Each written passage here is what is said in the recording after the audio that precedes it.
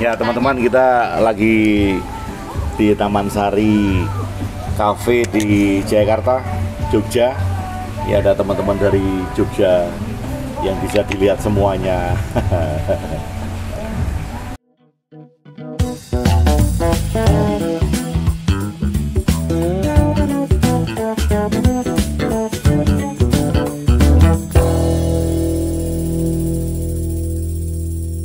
Rugi loh kalau nggak ngumpul ke sini. Ada banyak makanan. Banyak ilmu. Tapi karena kita ngobrol santai, jadi kita bisa ngobrol sambil rokok, sambil cekakaan. Temanya ngobrol malam ya Pak? Ngobrol malam. Obrolan malam. Mau tanya Pak Agung, Yeah.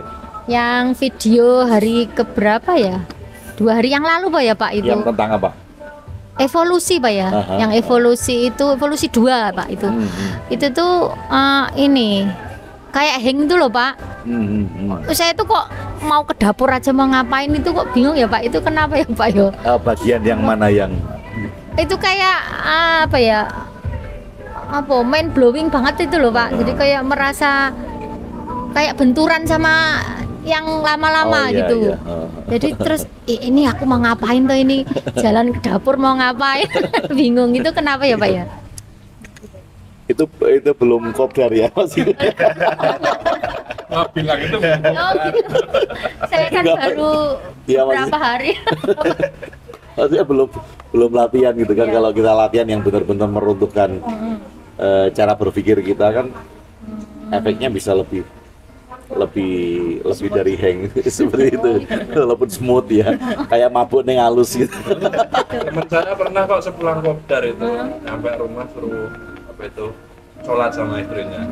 Terus sholat itu dia kan ambil wudhu itu di air dispenser itu sampai kelar itu di dalam rumah itu. Dia nggak sadar kalau itu di dalam rumah. Oh gitu normal berarti. Baru setelah istrinya marah-marah dia sadar. Oh ya udah saya tuh kok ke kamar mandi mau ngapain? Dan Dapur. itu hal yang asik sebenarnya. Tuh.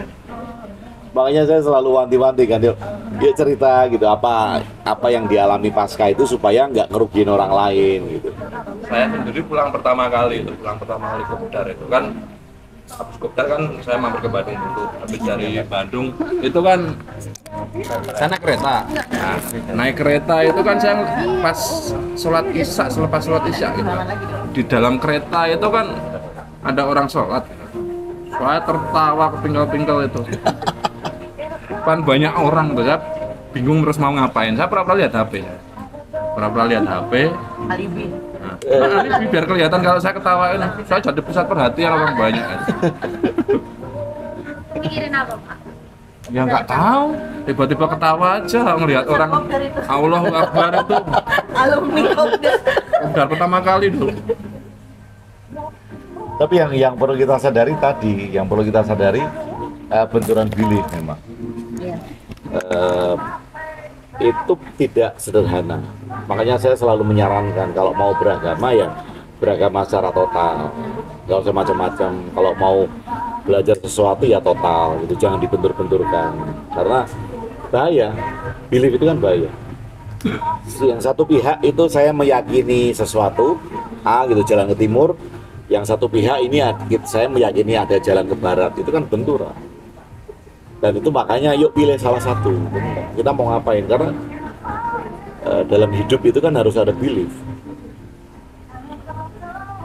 Nah, kalau kita sadar misalnya, oh belief lama saya usang gitu, ya udah hancurin. Kita bikin belief baru. Kalau orang Jawa itu kan bilang nek wedi aja wani-wani, nek wangi aja wedi-wedi. Kalau berani ya jangan takut, kalau takut ya jangan berani-berani. Totalitas. Kalau mau main aman, kalau mau babak belur ya good gitu ya. Oh iya, totalitas. Saya pulang dari retret meditasi itu, saya bilang sama suami, babak belur is good. Ya karena totalitas. Karena udah nggak ya udah aja gitu babak belur ya nggak apa-apa. Iya, Jadi bentrokan apa segala macam. Ya udah dihadapin aja. Betul. Memang Iya. enak sih. Jadi padahal orang yang dalam masa pencarian iya. belit itu kan mestinya merangkum dia, Pak. Kebegitu. Kayak panjenengan dulunya mungkin di masa muda sampai sekarang kan rangkuman pengetahuan yang didapat kan bermacam-macam. Sebenarnya di situ kan akan menentukan pilihannya gitu kan. Semua kan pencari sebenarnya, mencari hal-hal yang baru gitu kan. Nah, di situ mestinya juga dulunya pernah terjadi benturan untuk menentukan pilihannya yang tepat yang mana. Iya. Juga dialami juga oleh panjenengan. Iya. Karena kan perjalanan hidupnya kan mesti panjang untuk mendapatkan banyak pengetahuan yang ada di dunia. Iya, ya semua orang mengalami itu karena dalam satu fase-fase tertentu kan akan terjadi benturan belief kan. Satu fase remaja saya meyakini apa gitu. Kemudian beranjak dewasa ada pengetahuan baru yang itu bertentangan dengan pengetahuan saat remaja. Lah ini kan pasti terjadi benturan ya. Hanya yang membedakan itu fase benturan ini bagi setiap orang kan berbeda-beda. Kalau dalam bahasa remaja sekarang, quarter life crisis itu masanya beda-beda. Ada yang bisa menyelesaikan dalam waktu 1 tahun, ada yang 6 bulan, tapi ada yang berlarut-larut gitu. Nah yang berlarut-larut kan karena dia tidak menemukan lingkungan yang tepat, atau malah lingkungan yang meyakinkan dia tentang halusinasi tertentu tentang belief, karena penemuan-penemuan itu yang nggak tepat.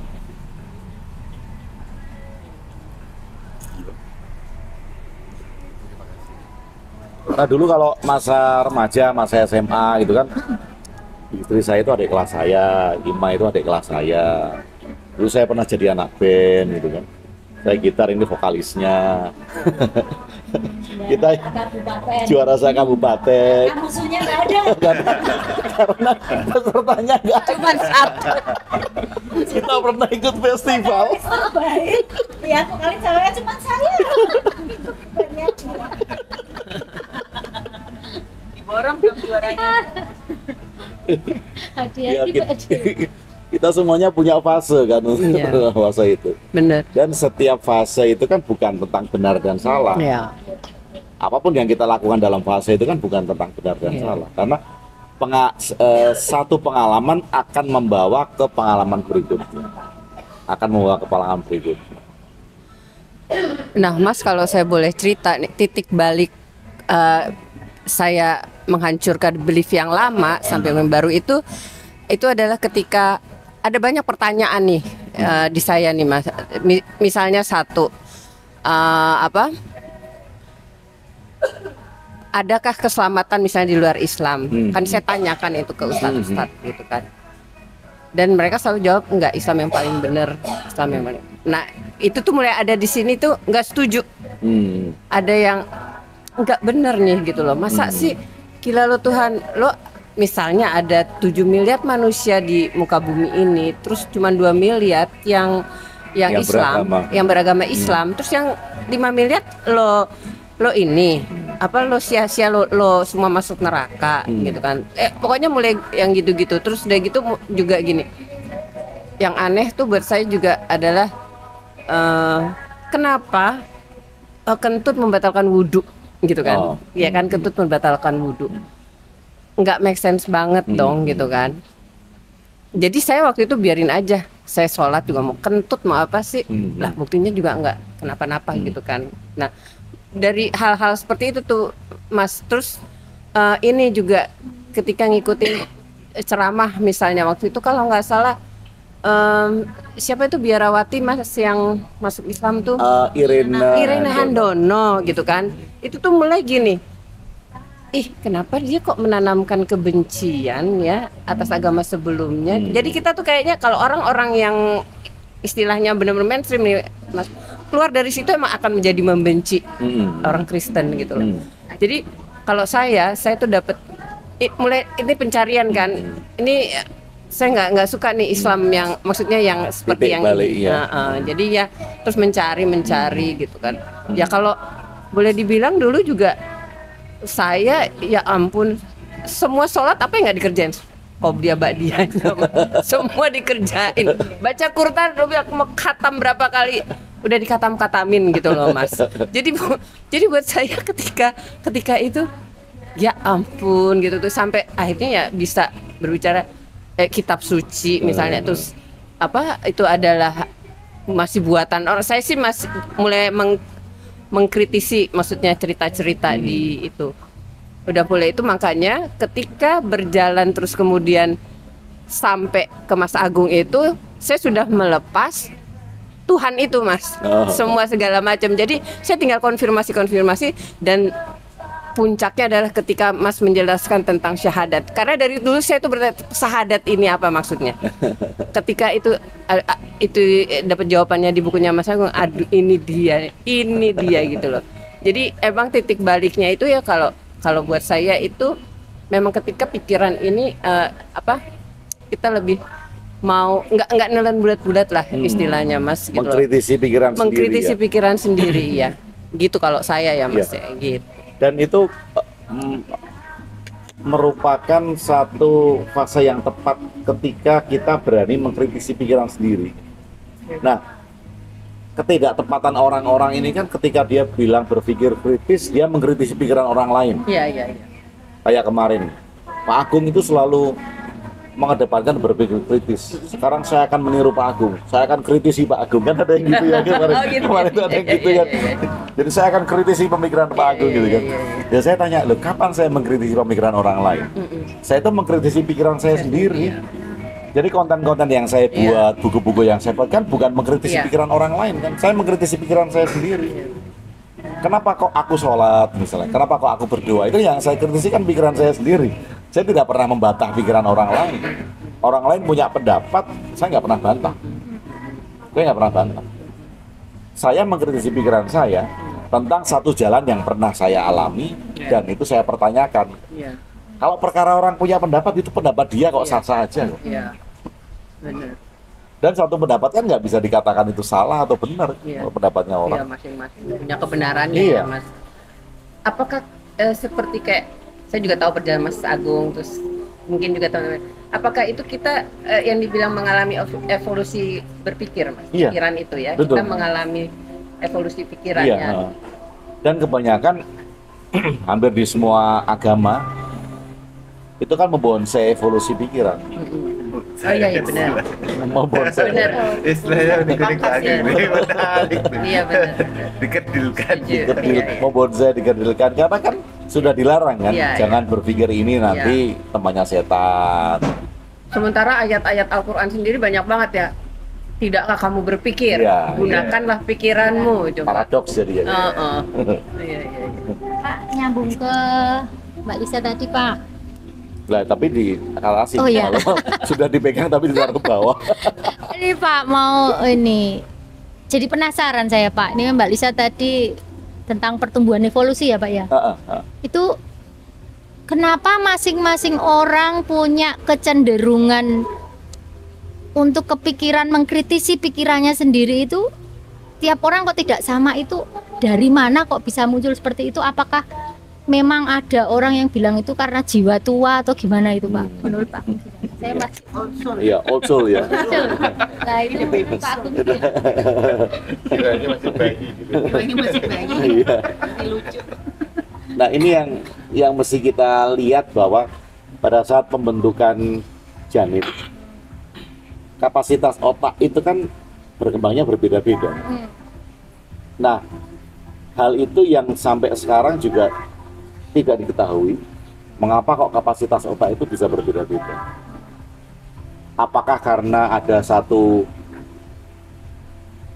zat atau satu unsur yang nggak sama itu jumlahnya atau apanya, itu kan kita nggak tahu. Tetapi yang jelas bahwa perkembangan kapasitas itu berbeda-beda. Nah, ketika itu berbeda, maka selnya juga berbeda. Cara proses atau memproses sebuah pikiran berbeda. Menganalogikan atau berlogikanya juga berbeda.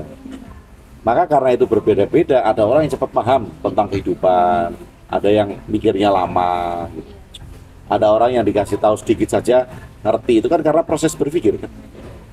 Nah, ketika proses berpikir terjadi, itu lalu kemudian kalau tadi kapasitasnya yang dari luar ditentukan oleh lingkungan, oleh orang tua ngajak kita dari kecil berpikir itu ngajak mikir apa enggak sih? Kan kita nggak pernah ditanya, enak sebenarnya Tuhan itu ada nggak sih? Kan nggak pernah kan?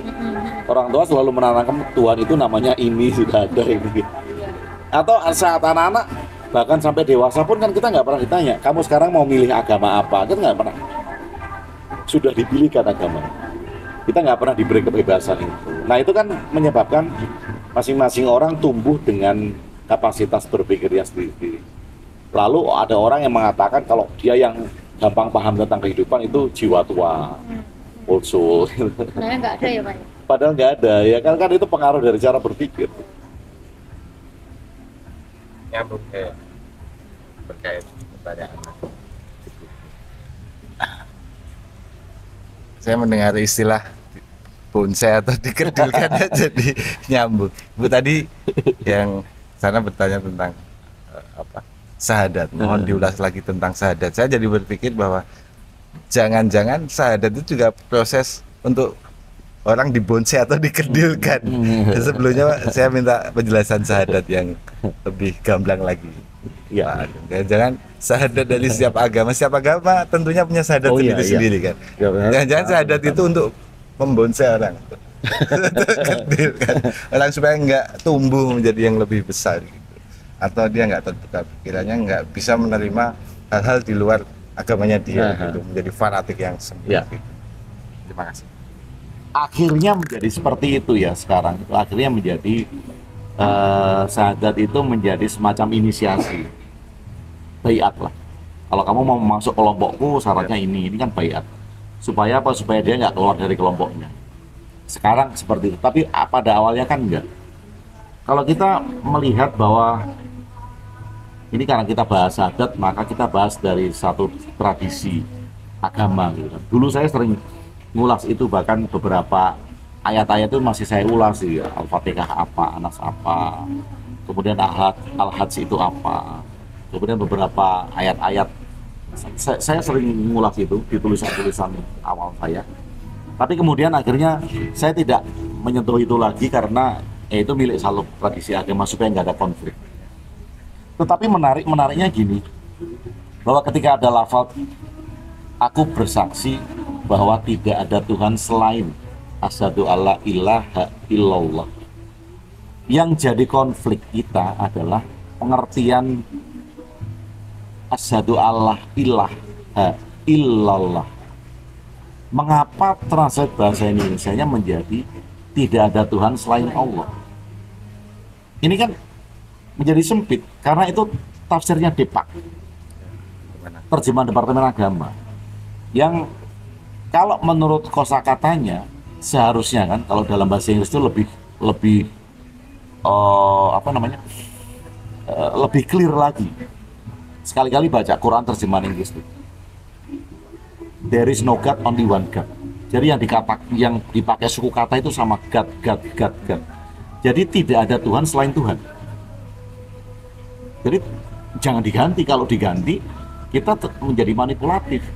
Manipulatifnya tuh tidak ada Tuhan kecuali Allah. Jadi Allah itu satu-satunya Tuhan yang disebut Allah itu ya. Kalau kita mengartikan dengan clear tidak ada Tuhan selain Tuhan, maka kita akan mendapat esensinya bahwa Tuhan itu nggak ada. Nah, bingung. Mind blowing. Tidak ada Tuhan.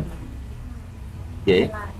Artinya step pertama kita harus la ilaha. Stepnya. Jadi stepnya itu bukan yakin Tuhan ada, bukan, tapi la ilaha. Kita harus mengosongkan semuanya, kita harus menghancurkan semuanya, kita harus menghilangkan Tuhan yang diberikan orang tua, yang diberikan buku, yang diberikan guru. Kita hilangkan dulu itu, la ilaha. Tidak ada Tuhan selain Tuhan. Tuhan di sini adalah Tuhan yang original kita pahami, bukan pemberian siapa-siapa. Nah, kita sudah bisa melahirkan Tuhan ini belum ini? Atau jangan-jangan Tuhan yang kita pahami ini masih pinjaman, masih orang tua yang bisikin saya bayi saat azan gitu. Itu kan pinjaman. Katanya guru saya, katanya kitab suci, katanya ini kan bukan pengalaman saya dan saya tidak membuat Tuhan sepemahaman saya. Makanya kalau di dalam besok udah di artikel 11 itu seru. Artinya sebelum sahadat itu kan menyaksikan la ilaha illallahnya terakhir ini kan, dan ini kan bukan pinjaman. Nah, kita bisa punya ini kalau kita bisa meruntuhkan yang awal. Kalau ini nggak diruntuhkan, kita masih minjam terus. Makanya kalau di dalam bahasa saya itu ada mind, ada no mind, ada creative mind. Kita punya Tuhan pinjaman, runtuhkan Tuhan pinjaman, lahirkan Tuhan original kita gitu.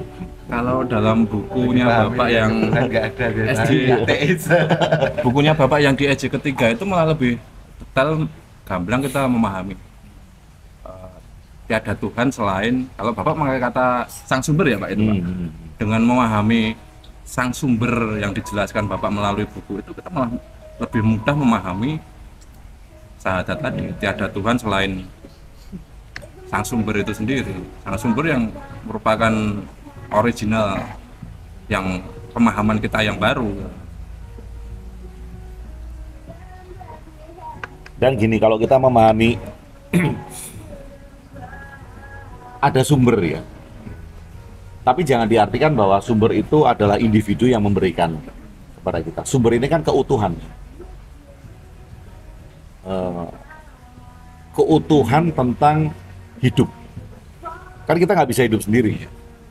Kita butuh oksigen, kita butuh mineral, kita butuh teman untuk sosialisasi, kita butuh bahan bangunan untuk bangun rumah. Ini kan keutuhan. Nah, kalau kita bisa memahami bahwa Tuhan itu adalah integritas, keutuhan ini. Makanya dalam kitab disebut kami ya Pak. Sebut kami, dan itu yang disebut saya melihat Tuhan di mana-mana. Karena itu keutuhan. Nah, kalau kita masih berpikir bahwa Tuhan itu objek, dan di mana-mana saya melihat Tuhan, pasti akan, oh iya saya melihat Tuhan di sini. Oh iya saya melihat Tuhan di sini. Itu. Manifestasinya bisa kita lihat. Nah, kalau kita masih bilang manifestasi, berarti itu kan ada Tuhan yang memanifestasikan sesuatu. Tapi kalau Tuhan ini kita pahami sebagai keutuhan, di mana kita tidak bisa lepas darinya, dari keutuhan ini kita nggak bisa lepas loh. Itu bahasanya kemudian dikatakan meliputi segala sesuatu, karena kita nggak bisa lepas dari integritas. Kita mau melepaskan diri dari oksigen ya nggak bisa. Kita mau melepaskan dari mineral, kita nggak makan ya nggak bisa. Kita mau melepaskan dari pasir buat bahan bangunan nggak bisa. Mau tinggal di hutan pun kita perlu kayu buat bangun rumah gitu. Integriti gitu. Ya, satu Itu keutuhan. Satu contoh, kalau kita mau mendatangkan satu makanan ini kan butuhkan peran bermiliar-miliar peran ya Pak itu Pak. Iya. Dan itulah yang disebut keutuhan. Makanya saya selalu kalau ditanya Tuhan itu ada tidak, saya selalu bilang tidak ada. Karena pemahaman orang adalah objek. Saya selalu bilang tidak ada. Yang dipercaya Bapak apa Pak? Keutuhan. Kita ini menjadi satu yang utuh kan di alam semesta ini, yang nggak bisa dipisah-pisahin. Sekarang yang jadi bingung itu doanya itu loh sekarang. Untuk apa berdoa gitu?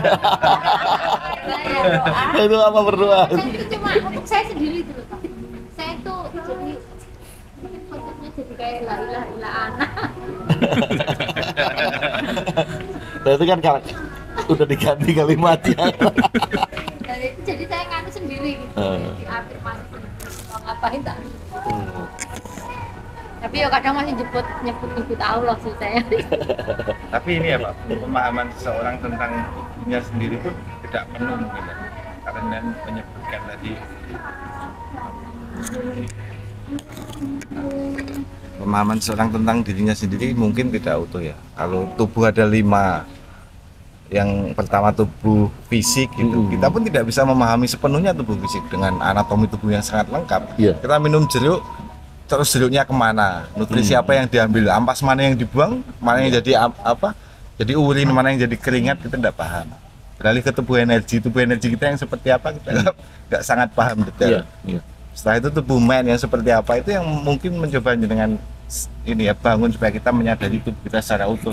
Saya pengen mohon penjelasan tentang tubuh yang fisik, mind, intelijensia itu pemahaman seperti apa, terus satu spiritual seperti apa, supaya kita sedikit bisa memahami 5 bagian tubuh yang ada di diri kita, tubuh fisik, tubuh energi, tubuh mind, intelijensia ya sama spiritual. Seperti apa itu yang bisa dipahami dengan mudah bagian diri kita. Terima kasih. Iya.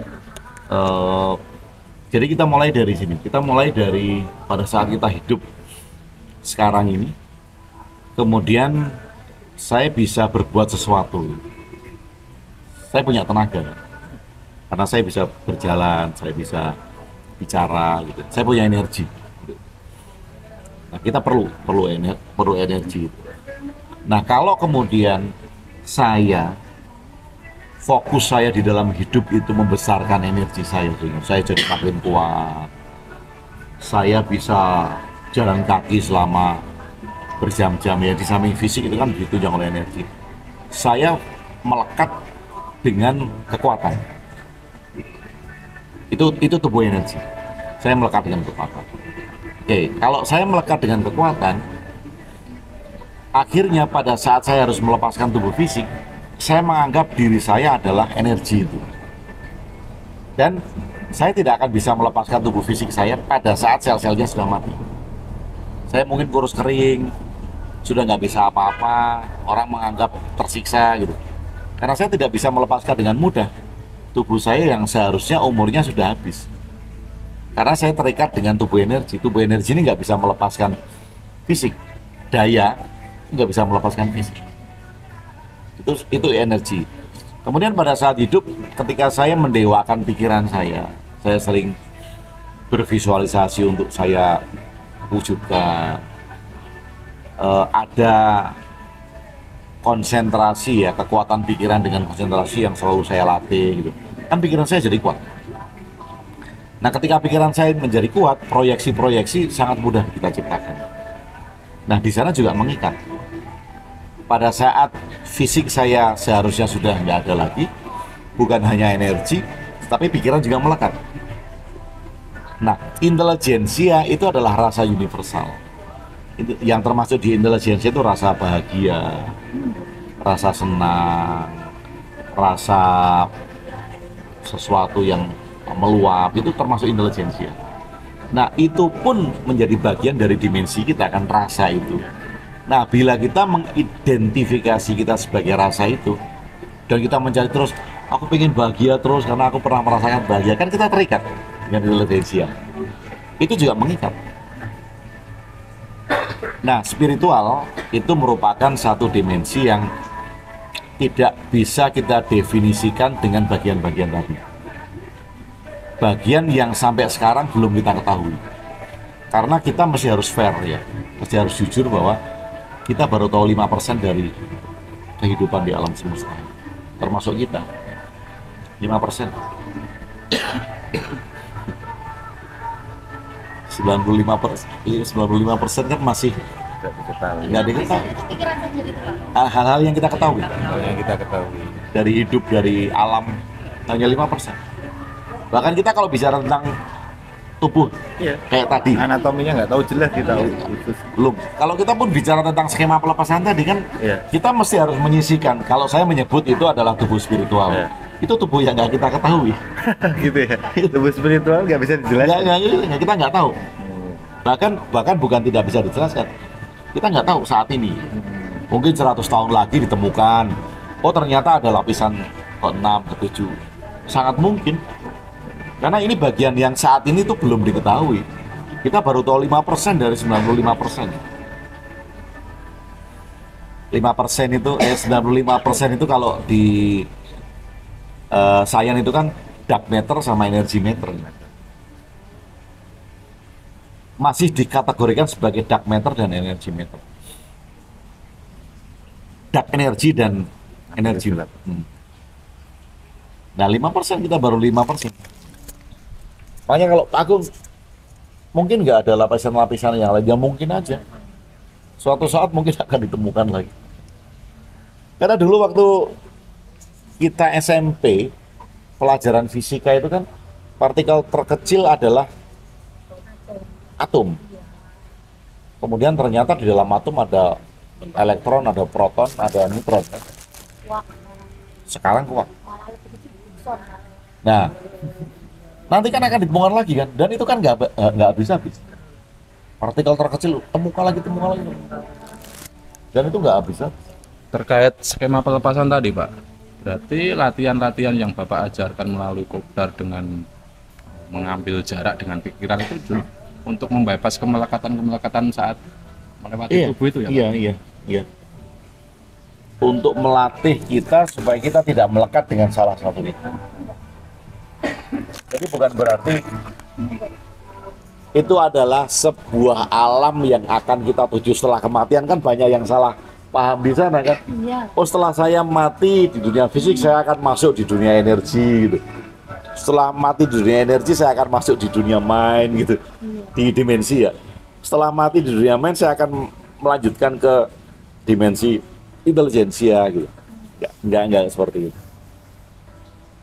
Ini terkait dengan bagian-bagian kita saat ini supaya kita tidak melekat dengan itu. Tak kira kayak di SHD itu kan ada tangga-tangga itu Mbak, itu kamu sudah di level ini alam jiwa misalnya gitu. Tak kira kayak gitu Inilah cukup merek. Mas, pas sebelum saya ketemu buku-buku Mas tuh ya, saya beranggapan Tuhan itu adalah energi.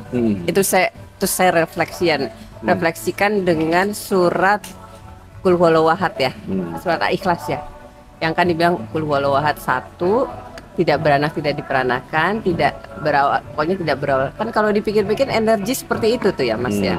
Ya dia tidak berawal, dia emang udah ada terus ya kan, dia tidak akan hilang ya kan. Jadi di alfa, di beta yang gitu-gitu kan ya Mas. Saya cuma mintanya itu hasil refleksi saya sih Mas ya gitu loh. Mungkin nanti saya minta Mas Agung nanggepin juga. Nah terus satu lagi saya ingin cerita gini, kan saya pernah saya pernah cerita ke Mas Agung nggak, ketika saya memilih pindah ke Jogja itu ya Mas. Kan ada 3 tempat, pokoknya akhirnya Jogja ini itu saya istilahnya apa ya, di sini tuh apa itu nih Mas Indri, saya tuh ketika lagi duduk sendiri terus istilahnya ke dalam nanya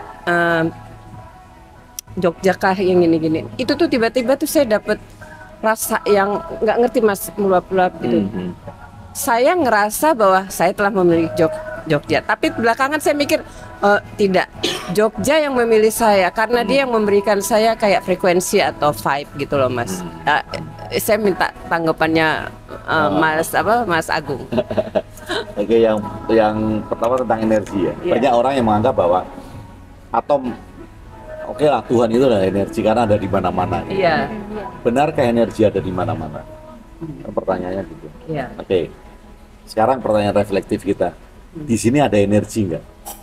Ada kan? Ada. Kenapa? Karena ada ruang. Iya. Ada waktu. Iya. Oke. Oh, ruangnya di mana-mana di seluruh alam semesta. Oke. Seluruh alam semesta itu ini adalah ruang. Iya. Oh, ada waktu. Kemudian ada energi. Pertanyaan saya, kalau ada ruang, ada waktu, tapi nggak ada peristiwa, ada energi nggak? Ada ruang, ada waktu. Nggak ada peristiwa. Tapi nggak ada peristiwa. Saya belum ngerti contohnya nih Mas. Oke. Ini ada ruang nih. Iya. Oh, kafe Taman Sari, ini kan ruang. Iya. Kemudian waktunya malam hari ini, Iya. nggak ada peristiwanya. Kita nggak ngopi di sini. Iya. Nggak ada peristiwa penjual kopi, tidak ada peristiwa kita ngobrol gitu. Tercipta nggak semua ini? Peristiwanya sih tidak akan tercipta ya. Ya, kalau nggak ada peristiwa gitu. Kalau tadi kan karena yang sering dianalogikan kan, energinya tetap ada, Mas. bagaimana kita bisa mengatakan bahwa energinya tetap ada kalau kita tidak pernah mengidentifikasi peristiwanya adalah ada di ruang ini. Ada kehadiran kita gitu maksudnya Pak. Iya, peristiwanya itu. Kita hadir di ruangan dan menyaksikan peristiwa Jadi itu. energi itu ada karena masih ada peristiwa. Ruang dan waktu Iya, itu ada karena ada peristiwa. iya, iya, iya.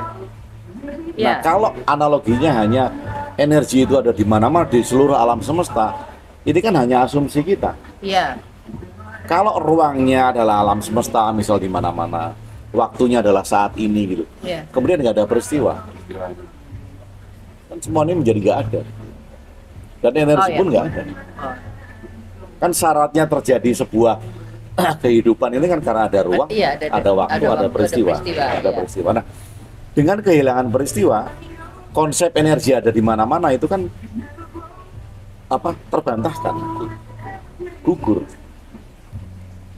Kalau nggak ada peristiwa, kita nggak bisa menyebut segala sesuatu karena nggak ada peristiwanya. Nah, kalau Tuhan kita analogikan energi, Tuhan gugur di konsep itu. Nah, sekali lagi kalau kita melihat keutuhan, Iya, iya, iya, iya. peristiwa, ruang, dan waktu ini keutuhan. Iya. Oke. Hanya ruang dan waktu kehidupan nggak ada. Apa? Ya. Sip. Dan akhirnya kalau kemudian kita bisa melihat ini keutuhan, oke lah kita sebut itu Tuhan. Tuhan. Maka kita menghargai semua. Kita menghargai peristiwa, kita menghargai ruang, kita menghargai waktu. Baik itu baik buruk, Iya, jahat iya, dan iya, baik. iya. Semua, Ya. semua diterima dengan Makanya kalau dualitasnya, dengan dualitasnya. Dari sisi cara pandang ini, kemudian pertanyaannya ditanyakan lagi, Pak Agung, Tuhan itu ada nggak? Ada. Iya. Karena keutuhan itu. Karena keutuhan kan. Tapi untuk mengatakan ada, kita Harus mesti ada, harus ya. lewat la Lewat ilaha. tidak ada. Iya, iya. Kalau di Zen itu kan salah satu koannya menarik kan. Awalnya itu gunung adalah gunung. Kalau kita sering baca koan-koan Zen, gunung adalah gunung. Kemudian gunung bukanlah gunung. Tapi akhirnya menjadi gunung adalah gunung. Tapi bukan gunung yang di awal. Iya, Tapi benar. gunung ini adalah bukan bukan gunung yang di awal. Iya. Diulangi Pak, yang ini Pak, yang gunung-gunung Pak. Ya sama dengan Tuhan yang tadi. Iya. Sama Kalau belum analoginya itu dengan gimana? Tuhan yang tadi. Oh, iya. Pokoknya udah panjang gitu. Awalnya adalah Tuhan. Tadinya Ternyata bukan beda. Tuhan. Oh. Tapi setelah menapaki lagi, Namanya lagi karena, dari. oh itu Jadi Tuhan. lagi, ya. Tahu bukan Tuhan Tuhan karena yang di awal. pertemuan itu, Iya, bukan karena iya. pertemuan dengan kita. Koan itu kan jadi semacam filosofi gitu. Iya. Kalau Jawa itu juga punya banyak koan Iya. ya. Filosofi kayak Koan Pak apa? koan. K-O-A-N. K-O-A-N. Bukan peribahasa ya. Kata-kata apa ya? Kata-kata refleksi bijak. yang tidak harus kita artikan. Iya, iya. Kayak golek ono susuing angin. Iya. Golek ono tapaking kuntul anglayang. Yang Oh itu. Kan nggak ada, kalau kita cari ya nggak ada orang kuntul kok ada tapaking kan nggak ada. Ya awalnya itu kita menapak dengan meyakini sesuatu, gunung itu adalah gunung kan. Iya. Tuhan itu ada karena kita diberitahu oleh orang tua. Iya. Tuhan itu ada. Kita membaca buku bahwa Tuhan itu ada. Iya. Kita dikatakan oleh guru agama bahwa Tuhan itu ada. Dalam perjalanannya ya pengetahuan pinjaman-pinjaman itu harus kita hancurkan menjadi gunung bukanlah gunung. Iya. Nah, kalau orang berproses dan berhenti di situ, maka kemudian dia menjadi orang yang menafikan semua teori keyakinan. Kalau berhentinya di situ, berhenti di gunung tidak ada, Tidak. gunung bukanlah gunung. Jadi dia akan menganggap bahwa Tuhan itu tidak ada, semua tidak ada. Melangkah lagi sedikit aja, Iya. Belum sehingga selesai menjadi ya? gunung adalah gunung. Belum selesai Itu ya? belum selesai.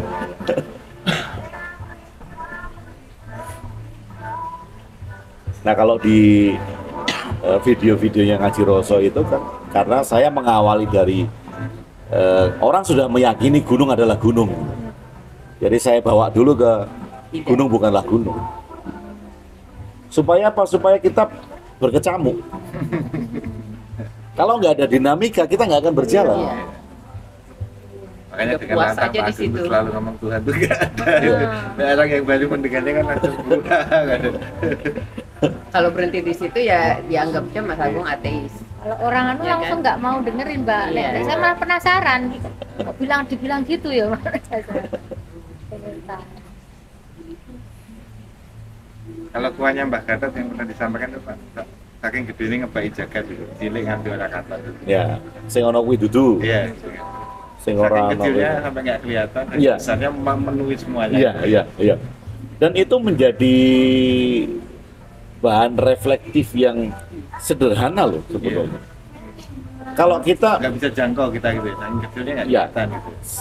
karena itu utuh kan kita nggak bisa melihat kan, karena bukan bagian-bagian tertentu. Maka kemudian diibaratkan kalau saking kecilnya ya nggak kelihatan, saking besarnya itu memenuhi alam raya gitu. Karena nggak ada tempat lagi. Nah kalau kita memahami bahwa semua ini adalah saling terhubung dan ini adalah utuh, ya semuanya penuh dengan itu. Makanya kalau kemudian berpikirnya pendek, oh ternyata yang memenuhi ini adalah energi tuh. Kita menganggap yang memenuhi energi gitu. Top gitu ya. Karena pertanyaannya kan kita balik, yang memenuhi ini adalah energi atau peristiwa gitu. Iya.